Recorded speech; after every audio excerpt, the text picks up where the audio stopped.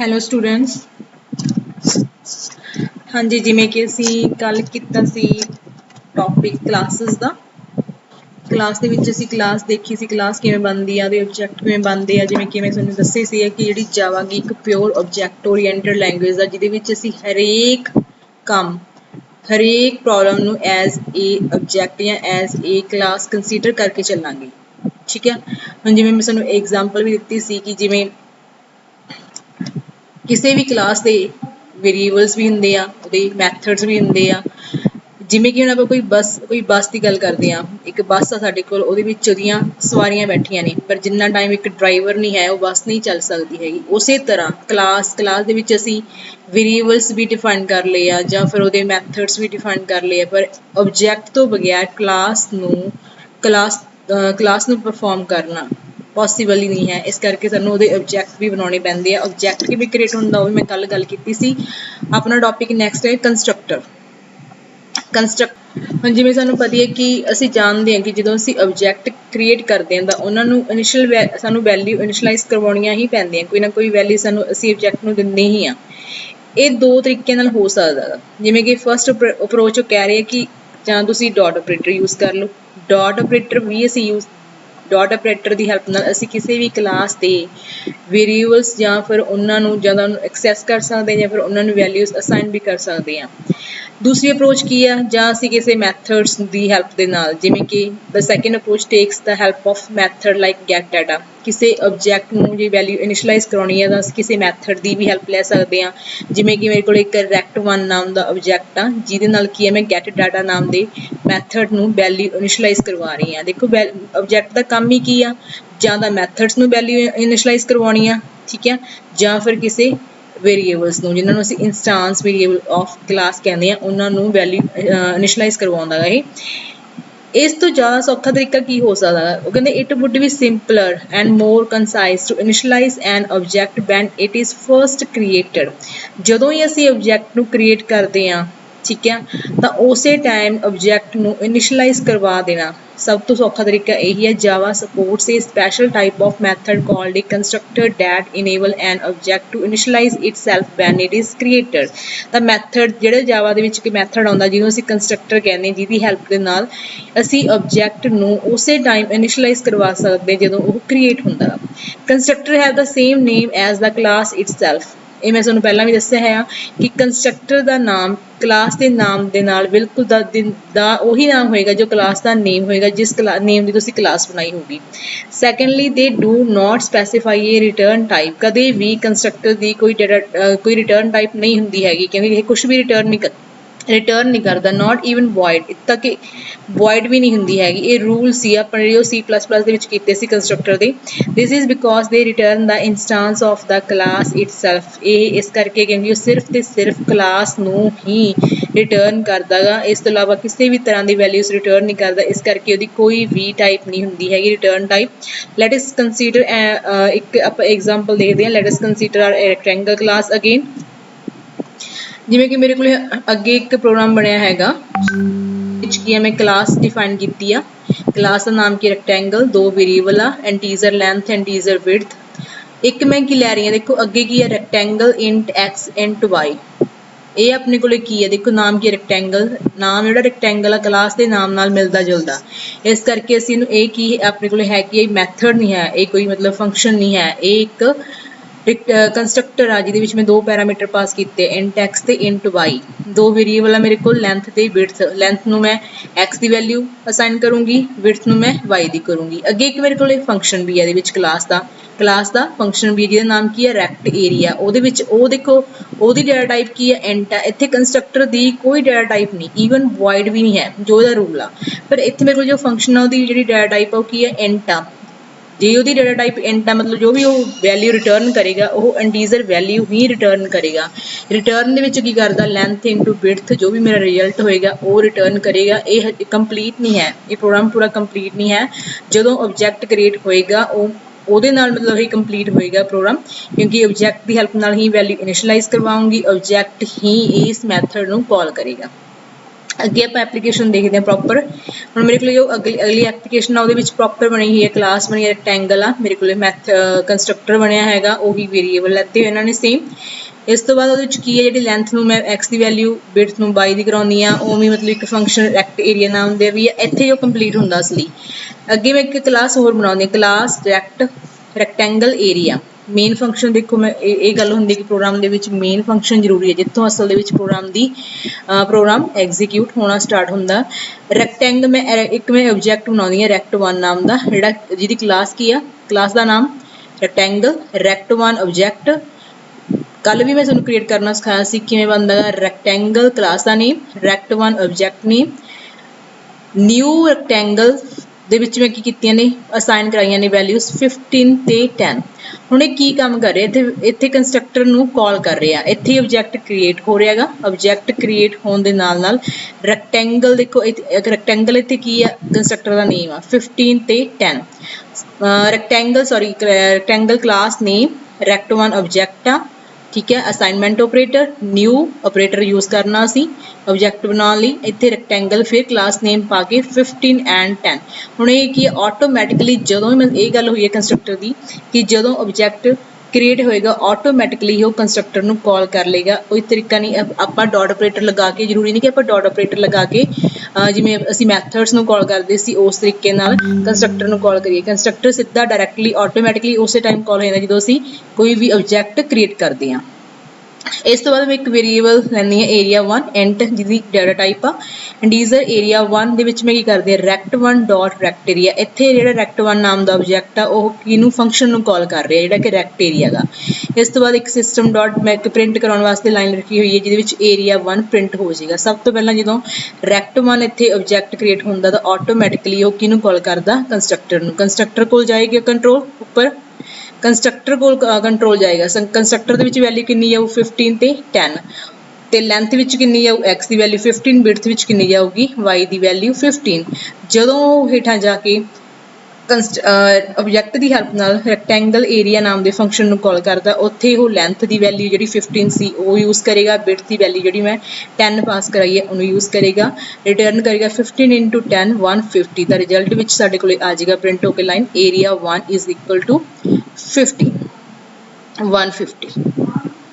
ਅੱਗੇ ਹੈ ਜੀ ਮੈਥਡ ਓਵਰਲੋਡਿੰਗ। ਮੈਥਡ ਓਵਰਲੋਡਿੰਗ ਇਹਦੇ ਵਿੱਚ ਕੰਸਟਰਕਟਰ ਓਵਰਲੋਡਿੰਗ ਦੀ ਵੀ ਗੱਲ ਹੋ ਰਹੀ ਹੈ। ਮੈਥਡ ਓਵਰਲੋਡਿੰਗ ਕੀ ਹੁੰਦਾ, ਜਦੋਂ ਸਾਡੇ ਕਿਸੇ ਪ੍ਰੋਗਰਾਮ ਦੇ ਵਿੱਚ ਇੱਕ ਤੋਂ ਜ਼ਿਆਦਾ ਫੰਕਸ਼ਨਸ ਹੋਣ, ਉਹਨਾਂ ਫੰਕਸ਼ਨਸ ਦਾ ਨੇਮ, ਮੈਥਡਸ ਦਾ ਨੇਮ ਸੇਮ ਹੋਵੇ ਪਰ ਉਹਦੇ ਵਿੱਚ ਜੋ ਪੈਰਾਮੀਟਰ ਪਾਸ ਕੀਤੀ ਗਈ ਹੈ ਉਹ ਡਿਫਰੈਂਟ ਹੋਏਗੀ, ਉਹਨਾਂ ਦਾ ਮਤਲਬ ਜੋ ਕੰਮ ਹੋਏਗਾ ਉਹ ਡਿਫਰੈਂਟ ਹੋਏਗਾ, ਤਾਂ ਉਸ ਪ੍ਰੋਸੈਸ ਨੂੰ ਕੀ ਬੋਲਦੇ ਆ, ਮੈਥਡ ਓਵਰਲੋਡਿੰਗ।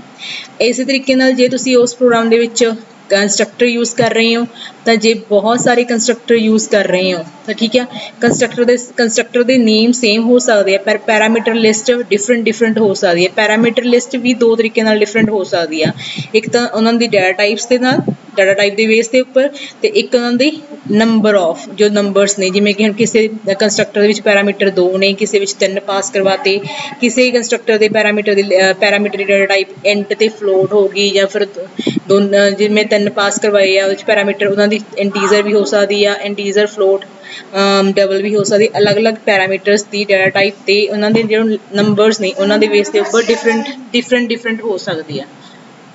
ਤਾਂ ਜੀ ਮੈਂ ਇਹ ਗੱਲ ਕਰਦੀ ਸੀ ਕਿ ਇਹਦੇ ਵਿੱਚ ਵੀ ਜੇ ਕਿਸੇ ਪ੍ਰੋਗਰਾਮ ਦੇ ਵਿੱਚ ਬਹੁਤ ਸਾਰੇ ਅਸੀਂ ਕੰਸਟਰਕਟਰ ਯੂਜ਼ ਕਰ ਰਹੇ ਹਾਂ, ਕੰਸਟਰਕਟਰ ਦਾ ਨੇਮ ਸੇਮ ਆ, ਕਲਾਸ ਦੇ ਨਾਮ ਨਾਲ ਮਿਲਦਾ ਜੁਲਦਾ, ਪਰ ਉਹ ਅਸੀਂ ਪੈਰਾਮੀਟਰ ਦੇ ਵਿੱਚ ਪਾਸ ਕੀਤੇ ਆ ਉਹ ਡਿਫਰੈਂਟ ਨੇ, ਕਿਸ ਬੇਸ ਦੇ ਉੱਪਰ, ਉਹਨਾਂ ਦੇ ਨੰਬਰਸ ਦੇ ਉੱਪਰ ਵੀ, ਠੀਕ ਹੈ, ਕਿੰਨੇ ਨੰਬਰ ਆਫ ਅਸੀਂ ਆਬਜੈਕਟ ਯੂਜ਼ ਕਰ ਰਹੇ ਹਾਂ, ਤੇ ਡਾਟਾ ਟਾਈਪਸ ਦੇ ਬੇਸ ਦੇ ਉੱਪਰ ਵੀ ਉਹ ਡਿਫਰੈਂਟ ਨੇ। ਤਾਂ ਉਸ ਪ੍ਰੋਸੈਸ ਨੂੰ ਕੀ ਬੋਲਦੇ ਆ, ਮੈਥਡ ਓਵਰਲੋਡਿੰਗ ਔਰ ਕੰਸਟਰਕਟਰ ਓਵਰਲੋਡਿੰਗ।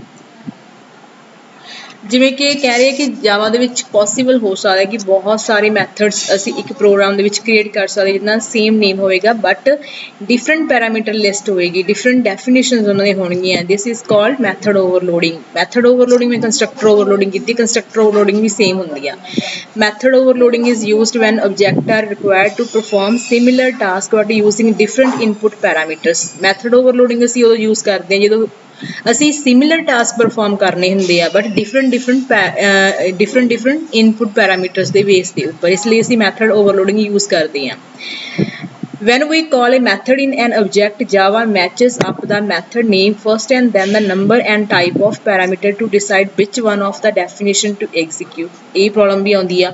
ਅੱਛਾ ਹੁਣ ਆਪਣੇ ਪ੍ਰੋਗਰਾਮ ਦੇ ਵਿੱਚ ਬਹੁਤ ਸਾਰੇ ਮੈਥਡਸ ਨੇ ਜਾਂ ਫਿਰ ਕੰਸਟਰਕਟਰਸ ਨੇ, ਤਾਂ ਆਬਜੈਕਟ ਜਦੋਂ ਵੀ ਉਹਨੂੰ ਕਾਲ ਕਰੇਗਾ ਕਿਵੇਂ ਕਰੇਗਾ, ਕਿਸ ਹੁਣ ਨੇਮ ਸੇਮ ਆ ਉਹਨਾਂ ਦੇ, ਕਿਸ ਮੈਥਡ ਨੂੰ ਉਹਨੇ ਕਾਲ ਕਰਨਾ, ਉਹਨੂੰ ਕਿਵੇਂ ਪਤਾ ਚੱਲੇਗਾ, ਉਹਨੂੰ ਪਤਾ ਚੱਲੇਗਾ ਉਹਦੇ ਵਿੱਚ ਆਬਜੈਕਟ ਦੇ ਨਾਲ ਕੀ ਹੁੰਦਾ, ਆਬਜੈਕਟ ਜਿਸ ਮੈਥਡ ਨੂੰ ਕਾਲ ਕਰਦਾ ਗਾ ਉਹਦੇ ਵਿੱਚ ਸਭ ਤੋਂ ਪਹਿਲਾਂ ਤਾਂ ਮੈਥਡ ਦਾ ਨੇਮ ਚੈੱਕ ਹੁੰਦਾ, ਫਿਰ ਉਹਦੇ ਵਿੱਚ ਕੀ ਜੇ ਉਹਨੇ ਮਤਲਬ ਜੋ ਉਹਦੀ ਵੈਲਿਊ ਇਨੀਸ਼ਲਾਈਜ਼ ਕਰਵਾਈਆਂ, ਜੇ ਤਾਂ 2 ਕਰਵਾਈਆਂ, ਜਿਵੇਂ ਹੁਣ ਕੋਈ ਮੇਰੇ ਕੋਲ ਮੈਥਡ ਆ ਉਹਦੇ ਵਿੱਚ 2 ਪੈਰਾਮੀਟਰ ਆ, ਠੀਕ ਹੈ, ਨੰਬਰ ਆਫ ਪੈਰਾਮੀਟਰ ਚੈੱਕ ਕਰੇਗਾ ਕਿ ਦੋਨਾਂ ਨਾਲ ਮੈਚ ਹੁੰਦੇ ਆ, ਫਿਰ ਟਾਈਪ ਆਫ ਪੈਰਾਮੀਟਰ ਚੈੱਕ ਕਰੇਗਾ, ਜਿਹੜੀਆਂ ਵੈਲਿਊਜ਼ ਉਹਨੇ ਇਨੀਸ਼ਲਾਈਜ਼ ਕਰਵਾਈਆਂ ਜਿਵੇਂ ਇੰਟੀਜਰ ਇੰਟੈਂਟ ਕਰਵਾਈਆਂ ਨੇ, ਤਾਂ ਜਿਹੜੀ ਟਾਈਪ ਆਫ ਪੈਰਾਮੀਟਰ ਵੀ ਚੈੱਕ ਕੀਤੀ ਜਾਂਦੀ ਹੈ ਕਿ ਉਹ ਮੈਚ ਕਰਦੀ ਆ ਆਪਸ ਦੇ ਵਿੱਚ ਜੋ ਆਬਜੈਕਟ ਕਾਲ ਕਰਨਾ ਚਾਹੁੰਦਾ, ਜਿਸ ਚੀਜ਼ ਨਾਲ ਉਹ ਮੈਚ ਹੋ ਜੇ ਆਬਜੈਕਟ ਜਿਹੜੀ ਮੈਥਡ ਨੂੰ ਕਾਲ ਕਰਦਾ ਗਾ ਜਿਸ ਨਾਲ ਉਹ ਮੈਚ ਹੁੰਦਾ ਉਹੀ ਮੈਥਡ ਕਾਲ ਹੋ ਕੇ ਆਉਂਦਾ ਸਾਡੇ ਕੋਲ ਰਿਜ਼ਲਟ ਪ੍ਰੋਡਿਊਸ ਕਰਦਾ ਗਾ। ਦਿਸ ਇਜ਼ ਨੋਨ ਐਜ਼ ਪੋਲੀਫਾਰਮਿਜ਼ਮ, ਤੇ ਇਸ ਪ੍ਰੋਸੈਸ ਨੂੰ ਪੋਲੀਫਾਰਮਿਜ਼ਮ ਬੋਲਿਆ ਜਾਂਦਾ ਗਾ। ਤਾਂ ਅੱਗੇ ਜਿਵੇਂ ਫੋਰ ਐਗਜ਼ਾਮਪਲ ਆਪਾਂ ਦੇਖਦੇ ਹਾਂ ਕੋਈ ਐਗਜ਼ਾਮਪਲ, ਜਿਵੇਂ ਮੇਰੇ ਕੋਲ ਕੀ ਆ ਕਲਾਸ ਆ ਜਿਹਦੇ ਵਿੱਚ ਮੇਰਾ ਕਲਾਸ ਦਾ ਨਾਮ ਕੀ ਹੈ ਰੂਮ ਆ, ਉਹਦੇ ਵਿੱਚ ਇੱਕ ਰੂਮ ਨਾਮ ਦਾ ਕੰਸਟਰਕਟਰ ਆ ਜਿਹਦੇ ਵਿੱਚ ਫਲੋਟ x ਤੇ ਫਲੋਟ y ਆ। ਦੂਜਾ ਕੰਸਟਰਕਟਰ ਕੀ ਹੈ ਮੇਰੇ ਕੋਲ ਫਲੋਟ x ਰੂਮ ਆ, ਉਹਦਾ ਨਾਮ ਵੀ ਸੇਮ ਹੀ ਹੈ, ਜਿਹੜਾ ਕਲਾਸ ਦਾ ਨੇਮ ਸੀ ਰੂਮ ਤੇ ਰੂਮ ਦੋਨੋਂ ਕੰਸਟਰਕਟਰ ਦਾ ਨਾਮ ਸੇਮ ਆ। ਤੇ ਇੱਥੇ ਕੀ ਹੋ ਗਿਆ ਕਲਾਸ ਦੇ ਵਿੱਚ ਕਿਹੜੀ ਪ੍ਰੋਸੈਸ ਚੱਲ ਰਹੀ ਆ, ਕੰਸਟਰਕਟਰ ਓਵਰਲੋਡਿੰਗ ਚੱਲ ਰਹੀ ਆ ਇੱਥੇ। ਇਹਦੇ ਵਿੱਚ ਦੇਖੋ ਇਹਦੇ ਪੈਰਾਮੀਟਰ, ਇਹਦੇ ਵਿੱਚ ਨੰਬਰ ਆਫ ਪੈਰਾਮੀਟਰਸ 2 ਨੇ, ਪਰ ਇਹਦੇ ਵਿੱਚ ਇੱਕ ਆ ਡਾਟਾ ਟਾਈਪਸ ਇਹਦੀਆਂ ਦੋਨਾਂ ਦੀਆਂ ਫਲੋਟ ਆ, ਇਹਦੀ ਵੀ ਫਲੋਟ ਆ। ਹੁਣ ਇਹ ਜਦੋਂ ਕਾਲ ਕਰੇਗਾ ਜਦੋਂ ਵੀ ਆਬਜੈਕਟ ਜਦੋਂ ਇਹਨਾਂ ਨੂੰ ਕਾਲ ਕਰ ਦੇਗਾ ਕੰਸਟਰਕਟਰ ਨੂੰ, ਜਿਵੇਂ ਹੁਣ ਮੇਰੇ ਕੋਲ ਰੂਮ ਨਾਮ ਦਾ ਰੂਮ ਕਲਾਸ ਦਾ ਰੂਮ 1 ਨਾਮ ਦਾ ਮੈਂ ਆਬਜੈਕਟ ਕ੍ਰੀਏਟ ਕਰ ਲਿਆ, ਜਿਹਦੇ ਵਿੱਚ ਕੀ ਕਰਦਾ ਮੈਂ ਪੈਰਾਮੀਟਰ ਪਾਸ ਕਰਾਤਾ 25 ਤੇ 15.0 ਦੋਨੋਂ ਫਲੋਟ ਨੇ ਤੇ ਡਾਟਾ ਟਾਈਪਸ, ਇਸ ਕਰਕੇ ਅਸੀਂ ਫਲੋਟ ਵੈਲਿਊਜ਼ ਹੀ ਪਾਸ ਕਰਵਾ ਸਕਦੇ ਹਾਂ। ਤਾਂ ਹੁਣ ਇੱਥੋਂ ਉਹ ਕਿਹਨੂੰ ਕਾਲ ਕਰੇਗਾ ਉਹ ਦੇਖਣਾ ਪਏਗਾ। ਹੁਣ ਉਹ ਮੈਚ ਕਰੇਗਾ, ਕਿਹਦੇ ਨਾਲ ਮੈਚ ਹੁੰਦਾ, ਦੇਖੋ ਸਭ ਤੋਂ ਪਹਿਲਾਂ ਤਾਂ ਕੰਸਟਰਕਟਰ ਦਾ ਨੇਮ ਕੀ ਆ ਰੂਮ, ਦੋਨਾਂ ਦਾ ਰੂਮ ਆ, ਪਰ ਦੇਖੋ ਕਨਫਿਊਜ਼ਨ ਹੁੰਦੀ ਹੈ ਇੱਥੇ। ਤਾਂ ਕਿਵੇਂ ਕਰਾਂਗੇ ਅਸੀਂ, parameter number of parameter match ਕਰੇਗਾ।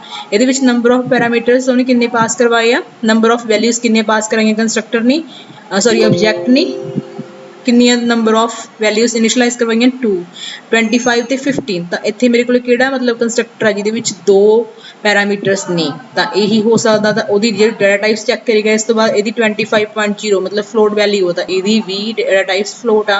ਤਾਂ ਆਟੋਮੈਟਿਕਲੀ ਇੱਥੋਂ ਪਤਾ ਚੱਲਦਾ ਕਿ ਇਹ ਰੂਮ 1 ਨਾਮ ਦਾ ਜੋ ਆਬਜੈਕਟ ਆ ਕਿਹਨੂੰ ਕਾਲ ਕਰੇਗਾ, ਆਟੋਮੈਟਿਕਲੀ ਇਸ ਕੰਸਟਰਕਟਰ ਨੂੰ ਕਾਲ ਕਰ ਲੇਗਾ। ਜੇ ਮੈਂ ਮਤਲਬ ਅੱਗੇ ਦੇਖਦੇ ਰੂਮ 2 ਨਾਮ ਦਾ ਆਬਜੈਕਟ ਕ੍ਰੀਏਟ ਕਰਦੀ ਹਾਂ, ਉਹਦੇ ਵਿੱਚ ਮੈਂ ਸਿਰਫ ਇੱਕੋ ਵੈਲਿਊ ਨੰਬਰ ਆਫ ਵੈਲਿਊ ਮੈਂ ਕਿੰਨੀ ਇਨੀਸ਼ਲਾਈਜ਼ ਕਰਵਾਈ ਹੈ, 1 ਕਰਾਈ ਹੈ 20.0। ਡਾਟਾ ਟਾਈਪ ਵੀ ਚੈੱਕ ਕਰੇਗਾ, ਉਹਦੀ ਫਲੋਟ ਆ ਤਾਂ ਫਲੋਟ ਨਾਲ ਮੈਚ ਕਿਹੜਾ ਕਰ ਰਿਹਾ, ਇਹਦੇ ਪੈਰਾਮੀਟਰਸ ਇਹ ਜਿਹੜਾ ਆਬਜੈਕਟ ਆ ਕਿਹਨੂੰ ਕਾਲ ਕਰੇਗਾ, ਇਸ ਕੰਸਟਰਕਟਰ ਨੂੰ, ਕਿਉਂਕਿ ਇਹਦੇ ਵਿੱਚ ਨੰਬਰ ਆਫ ਪੈਰਾਮੀਟਰ ਇੱਕੋ ਹੀ ਆ ਤੇ ਇਹਦੀ ਡਾਟਾ ਟਾਈਪ ਫਲੋਟ ਆ, ਮੈਚ ਕਰੇਗਾ। ਤਾਂ ਮਤਲਬ ਇਹ ਇਸ ਨੂੰ ਕਾਲ ਕਰੇਗਾ, ਇਸ ਅਕੋਰਡਿੰਗ ਉਹ ਕੀ ਕਰੇਗਾ ਪ੍ਰੋਡਿਊਸ ਕਰੇਗਾ ਰਿਜ਼ਲਟ ਸਾਡੇ ਕੋਲ ਏਰੀਆ ਮੈਥਡ ਦੇ ਥਰੂ।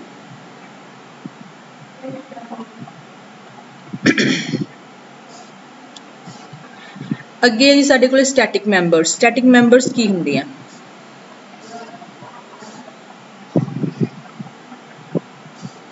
ਸਟੈਟਿਕ ਮੈਂਬਰਸ ਕੀ ਹੁੰਦੇ ਆ,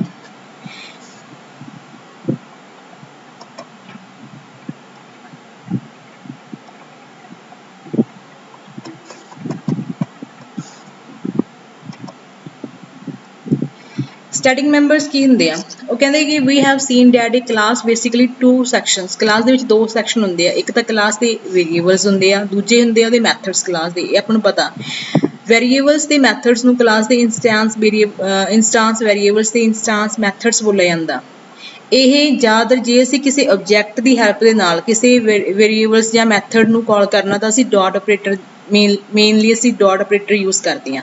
ਪਰ ਦੂਜਾ ਮਤਲਬ ਇੱਕ ਹੋਰ ਆਪਣੇ ਕੋਲੇ ਮੈਥਡ ਆ ਕਿ ਅਸੀਂ ਆਬਜੈਕਟ ਤੇ ਕਲਾਸ ਨੂੰ ਬਿਨਾਂ ਡਾਟ ਆਪਰੇਟਰ ਯੂਜ਼ ਕੀਤੇ ਵੀ मतलब कॉल यूज़ कर सकते हैं, एक्सेस कर सकते हैं। Let us assume that we want to define a member that is common to all the object that are accessed without using a particular object। दूसरा तरीका ये है कि कहते ਅਸੀਂ ਕੋਈ भी मैंबर ਕਿਸੇ ਵੀ ਇੱਕ ਕਾਮਨ ਮੈਂਬਰ ਜੋ ਇੱਕ ਮੈਂਬਰ ਡਿਫਾਈਨ ਕਰ ਲਾਂਗੇ ਜਿਹੜਾ ਕਿ ਕਾਮਨ ਹੋਏਗਾ ਸਾਰੇ ਆਬਜੈਕਟ ਉਸ ਕਲਾਸ ਦੇ ਸਾਰੇ ਆਬਜੈਕਟ ਦੇ ਲਈ ਜਿਹੜੇ ਆਬਜੈਕਟ ਉਹਨੂੰ ਕੀ ਕਰ ਸਕਦੇ ਆ ਐਕਸੈਸ ਕਰਵਾ ਸਕਦੇ ਆ without using particular object नहीं dot operator वगैरह ये dot operator use किते बगैर that is the member belongs to class as a whole rather than the object created from the class ਇਹਦਾ ਮਤਲਬ ਇਹ ਹੈ ਕਿ ਜੋ ਤੁਸੀਂ ਮੈਂਬਰ ਕ੍ਰੀਏਟ ਕਰੋਗੇ ਉਹ ਪੂਰੀ ਦੀ ਪੂਰੀ ਕਲਾਸ ਨੂੰ ਬਿਲੋਂਗ ਕਰੇਗਾ ਨਾ ਕਿ ਸਿਰਫ ਕਿਸੇ ਆਬਜੈਕਟ ਨੂੰ ਕਲਾਸ ਦੇ ਆਬਜੈਕਟ ਨੂੰ ਪਾਰਟਿਕੂਲਰ ਕਲਾਸ ਦੇ ਆਬਜੈਕਟ ਨੂੰ ਬਿਲੋਂਗ ਨਹੀਂ ਕਰੇਗਾ ਸੱਚ ਮੈਂਬਰਸ ਆਰ ਕਾਲਡ ਸਟੈਟਿਕ ਇਹ ਜਿਹੇ ਮੈਂਬਰਸ ਨੂੰ ਅਸੀਂ ਸਟੈਟਿਕਸ ਬੋਲਦੇ ਹਾਂ ਸਟੈਟਿਕ ਮੈਂਬਰ ਜਾਂ ਸਟੈਟਿਕ ਮੈਥਡ ਡਿਫਾਈਨ ਕਰਨ ਵਾਸਤੇ ਸਾਨੂੰ ਸਟੈਟਿਕ ਕੀਵਰਡ ਯੂਜ਼ ਕਰਨਾ ਪੈਂਦਾ ਜਿਵੇਂ ਕਿ ਮੇਰੇ ਕੋਲ ਕਾਊਂਟ ਨਾਮ ਦਾ ਵੇਰੀਏਬਲ ਆ ਉਹਦੇ ਅੱਗੇ ਸਟੈਟਿਕ ਲਗਾਤਾ ਸਟੈਟਿਕ ਹੀ ਮੇਰੇ ਕੋਲ ਮੈਥਡ ਆ these the members that are declared static as known as static members ਇਹਨਾਂ ਨੂੰ static members ਬੋਲਦੇ ਆ the static variable and static methods are often referred to the class variable and class methods in order to distinguish them from their counterparts instance variable and instance methods ਇਹਨਾਂ ਨੂੰ ਵੀ ਅਸੀਂ ਫਿਰ ਵੀ ਚਾਹੇ ਉਹ static ਬਣ ਗਿਆ ਫਿਰ ਵੀ ਉਹ ਕਲਾਸ ਦੇ ਮੈਂਬਰਸ ਹੀ ਕਹਿਲਾਉਣਗੇ ਕਲਾਸ ਵੇਰੀਏਬਲਸ ਤੇ ਕਲਾਸ ਮੈਂਬਰ ਹੀ ਕਹਿਲਾਉਣਗੇ ਪਰ ਇਹ ਗੱਲ ਧਿਆਨ ਰੱਖਣੀ ਆ ਕਿ ਜਿਹੜੇ ਸਟੈਟਿਕ ਮੈਥਡਸ ਹੋਣਗੇ ਜਿਹੜੇ ਸਟੈਟਿਕ ਮੈਥਡਸ ਡਿਕਲੇਅਰ ਕਰਦੇ ਆ ਉਹ ਸਿਰਫ ਤੇ ਸਿਰਫ ਸਟੈਟਿਕ ਵੇਰੀਏਬਲਸ ਨੂੰ ਹੀ ਐਕਸੈਸ ਕਰ ਸਕਦੇ ਆ ਨਾਨ ਸਟੈਟਿਕ ਵੇਰੀਏਬਲਸ ਨੂੰ ਐਕਸੈਸ ਨਹੀਂ ਕਰਨਗੇ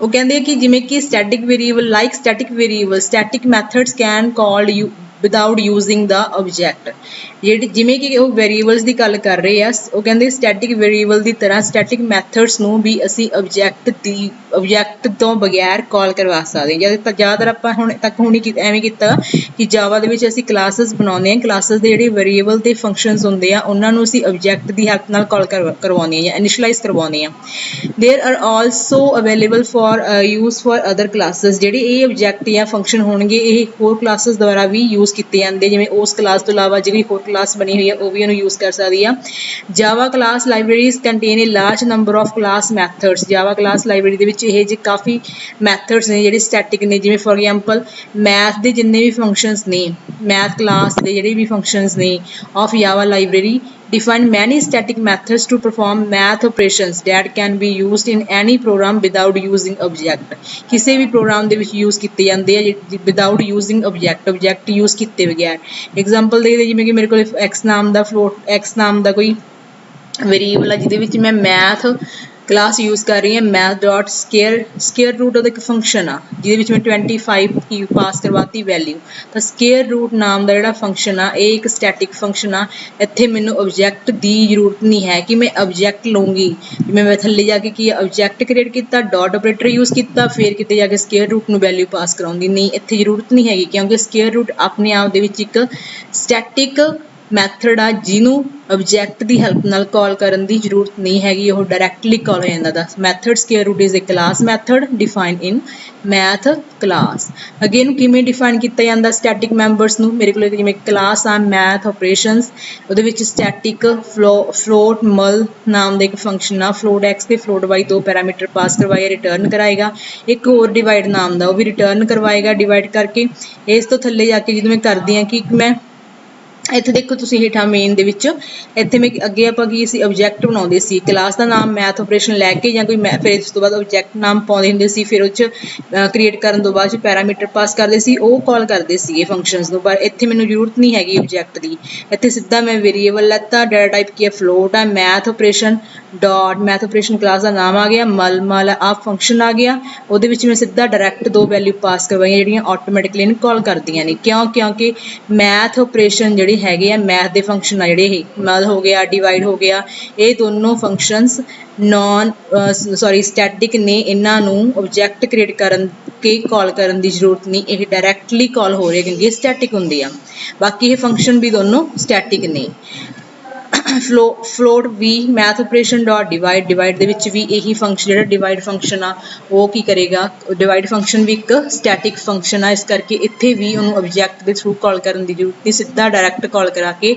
b ਤੇ a ਤੇ b ਵੇਰੀਏਬਲ ਨੂੰ ਮੈਂ ਵੈਲਿਊ ਅਸਾਈਨ ਕਰਾ ਦੂੰਗੀ ਇੱਥੇ ਜਾ ਕੇ ਮੈਂ ਪ੍ਰਿੰਟ ਕਰਵਾਉਂਦੀ ਹਾਂ b ਦੀ ਵੈਲਿਊ B ਦੀ ਵੈਲਿਊ ਕਰਵਾ ਦਿਓ, A ਦੀ ਵੈਲਿਊ ਕਰਵਾ ਦਿਓ, ਜਿਹਦੀ ਤੁਸੀਂ ਕਰਵਾਉਣਾ ਚਾਹੁੰਦੇ ਹੋ ਕਰਵਾ ਸਕਦੇ ਆ। ਅੱਗੇ ਇਹਦੇ ਰੂਲਸ ਵੀ ਹੁੰਦੇ ਕੁਛ ਕੁ, ਇਹਨਾਂ ਦੇ ਰੂਲਸ ਹੁੰਦੇ ਆ ਹਮੇਸ਼ਾ। ਜਿਹੜੇ ਪਹਿਲਾ ਹੈਗਾ they can call other static methods, ਜਿਹੜੇ ਵੇਰੀਏਬਲਸ ਹੁੰਦੇ ਆ, ਸਟੈਟਿਕ ਮੈਥਡਸ ਹੁੰਦੇ ਆ, ਉਹ ਸਿਰਫ ਤੇ ਸਿਰਫ ਅਦਰ ਜਿਹੜੇ ਸਟੈਟਿਕ ਮੈਥਡ ਆ ਉਹਨਾਂ ਨੂੰ ਕਾਲ ਕਰਵਾ ਸਕਦੇ ਆ। They can only access static data, ਤੇ ਉਹ ਸਿਰਫ ਤੇ ਸਿਰਫ ਸਟੈਟਿਕ ਡਾਟਾ ਨੂੰ ਯੂਜ਼ ਕਰਦੇ ਆ, ਸਟੈਟਿਕ ਵੇਰੀਏਬਲਸ ਨੂੰ ਐਕਸੈਸ ਕਰਵਾ ਸਕਦੇ ਆ। They can not refer to this and super in any way, ਉਹ ਦਿਸ ਜਾਂ ਸੁਪਰ ਕਿਸੇ ਪ੍ਰੋਗਰਾਮ ਦੇ ਵਿੱਚ ਅਸੀਂ ਦਿਸ ਅੱਗੇ ਕੰਸੈਪਟ ਮਤਲਬ ਕਰਾਂਗੇ, ਸੁਪਰ ਦੇ ਦਿਸ ਦਾ ਕੰਸੈਪਟ ਅੱਗੇ ਕਰਾਂਗੇ, ਤੇ ਕਦੇ ਵੀ ਐਕਸੈਸ ਨਹੀਂ ਕਰਨਗੇ, ਰੈਫਰ ਨਹੀਂ ਕਰਨਗੇ ਇਹਨਾਂ ਦੋਨਾਂ ਨੂੰ। ਓਕੇ ਰਾਈ, ਥੈਂਕ ਯੂ। हाँ नहीं जमा था नहीं कंप्यूटर देखो, बाकी बैठ के गल कर ली, बैठ के गल नाल वाली फाइल चलाइए 7 नंबर एक्सटेंशन ऑफ ਦਾ ਫਰਕ ਪੈ ਗਿਆ। ਹੈਲੋ ਸਟੂਡੈਂਟ ਚੱਲਦੀ ਹੈ ਤਾਂ ਐਕਸਟੈਂਸ਼ਨ ਦਾ ਫਰਕ ਪੈ ਗਿਆ, ਤਾਂ ਕੋਈ ਐਕਸਟੈਂਸ਼ਨ ਹੀ ਹੋਰ ਬਣ ਗਿਆ 0 ਬਾਈਟ। फिर ਉਹਨੂੰ ਤਾਂ ਦਸੋਰੇ ਨੂੰ ਆਇਆ ਨਾ, ਮੈਂ ਅੱਜ ਮਕਾਨ ਦਾ ਬਿਆਨਾ ਫੜਾ ਦੂੰਗਾ, ਮਾਰਚ ਤੱਕ ਦਾ ਟਾਈਮ ਲੈ ਲੂੰਗਾ, ਆਏ ਕਹਿੰਦਾ ਸੀ, ਕਹਿੰਦਾ ਲੱਖ ਰੁਪਇਆ ਮਕਾਨ ਦਾ ਬਿਆਨਾ ਪਕੜਾ ਦੂੰਗਾ, ਅੱਜ ਲਿਖਾ ਪੜੀ ਕਰ ਦੂੰਗਾ, ਮਾਰਚ ਤੱਕ ਦਾ ਟਾਈਮ ਲੈ ਲੂੰਗਾ।